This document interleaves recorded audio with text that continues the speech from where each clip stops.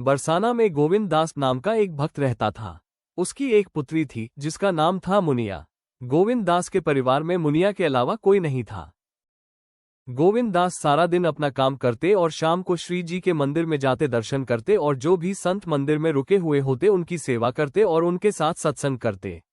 यही उनका रोज का नियम था। एक बार एक संत ने गोविंद दास से कहा, भैया हमें नंदगांव जाना है, हमारे पास सामान ज्यादा है और हमें रास्ता भी नहीं मालूम, तो तुम हमें नंदगांव पहुंचा सकते हो क्या? गोविंद दास बोले, महाराज ये तो मेरा सौभाग्य है। गोविंद दास ने हाँ भर ली। शाम को गोविंद दास अपनी बेटी से बोला, मुझे एक संत को नंदगांव छोड़ने जाना है, दिन चढ़ने तक आ जाऊंगा, प्रतीक्षा मत करना। अगले दिन गोविंद दास सुबह 4 बजे राधे राधे करते नंगे पांव संत के पास पहुंच गए और संत के सामान और ठाकुर जी की पेटी और बर्तन उठाकर बोले, चलो महाराज, और आगे आगे चलने लगे।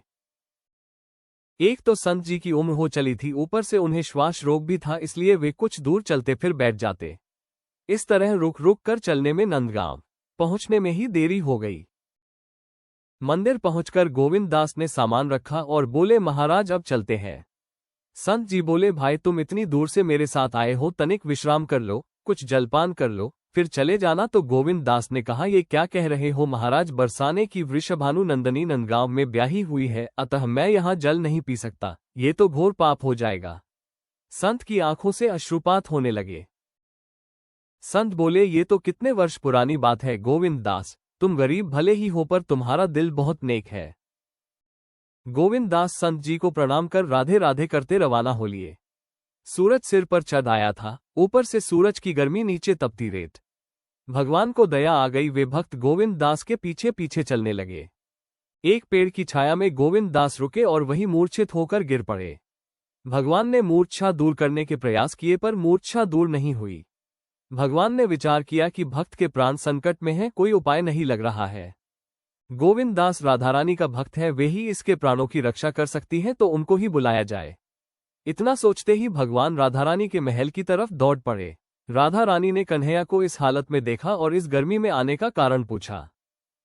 भगवान भी पूरे मसखरे हैं, उन्होंने सोचा राधिका को थोड़ा छेड़ा जाए। उन्होंने कहा, तुम्हारे पिताजी बरसाना और नंदगांव की डगर में पड़े हैं, तुम चलकर संभालो। राधा जी चौंकी और बोली, कौन पिताजी? भगवान ने सोचा विलंब करना ठीक नहीं है, भक्त के प्राण संकट में हैं, इसलिए राधा को सारी बात समझाई और चलने को कहा। ये भी कहा कि तुमको गोविंद दास की बेटी के रूप में भोजन जल लेकर चलना है। राधा जी तैयार होकर पहुंची। अगर आपको कथा पसंद आती है तो आज ही सब्सक्राइब करें लर्निंग बड्स। पिताजी आवाज लगाई और जल पिलाया। गोविंद दास जागे और बेटी से बोले, तू यहाँ कैसे? राधा जी बोली, घर पर हरिया काका आए हैं आपसे मिलने को, तो आपको बुलाने आ गई। आते आते भोजन भी ले आई हूं, आप भोजन कर लीजिए। गोविंद दास भोजन लेने लगे तो राधा जी ने कहा, मैं घर पर मेहमानों को संभालती हूं, आप आ जाना। कुछ दूरी के बाद राधारानी अदृश्य हो गई। गोविंद दास ने ऐसा भोजन कभी नहीं पाया। शाम को घर आकर गोविंद दास बेटी के चरणों में गिर पड़े।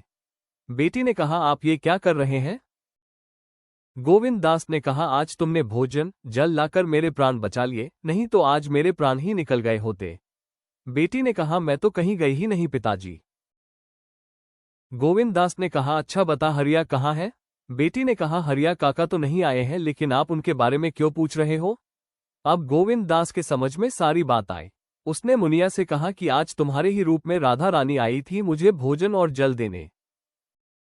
भाव विभोर हो गए गोविंद दास, मेरी किशोरी को मेरे कारण इतनी प्रचंड गर्मी में कष्ट उठाना पड़ा और मैं उन्हें पहचान भी ना सका।